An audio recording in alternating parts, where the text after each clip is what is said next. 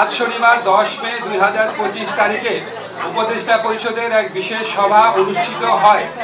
সভায় আন্তর্জাতিক অপরাধ ট্রাইব্যুনাল আইনের সংশোধনী অনুমোদিত হয়েছে।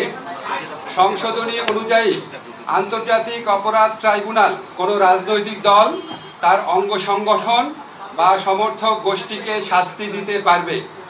উপদেষ্টা পরিষদের বৈঠকে আন্তর্জাতিক অপরাধ ট্রাইব্যুনালে বাংলাদেশের আওয়ামী লীগ ও তার নেতাদের বিচার কার্য সম্পন্ন না হওয়া পর্যন্ত দেশের নিরাপত্তা ও সার্বভৌমত্ব রক্ষা, জুলাই আন্দোলনের নেতাকর্মীদের নিরাপত্তা এবং আন্তর্জাতিক অপরাধ ট্রাইব্যুনালের বাদী ও সাক্ষীদের সুরক্ষার জন্য সন্ত্রাস বিরোধী আইনের অধীনে সাইবার স্পেস সহ আওয়ামী লীগের যাবতীয় কার্যক্রম নিষিদ্ধ করার সিদ্ধান্ত গ্রহণ করা হয়েছে। এ বিষয়ে প্রয়োজনীয় পরিপত্র পরবর্তী কর্মদিবসে জারি করা হবে। এর পাশাপাশি আজকের উপদেষ্টা পরিষদের বৈঠকে জুলাই ঘোষণাপত্র আগামী 30 কার্যদিবসের মধ্যে চূড়ান্ত করে প্রকাশ করার সিদ্ধান্ত গৃহীত হয়েছে।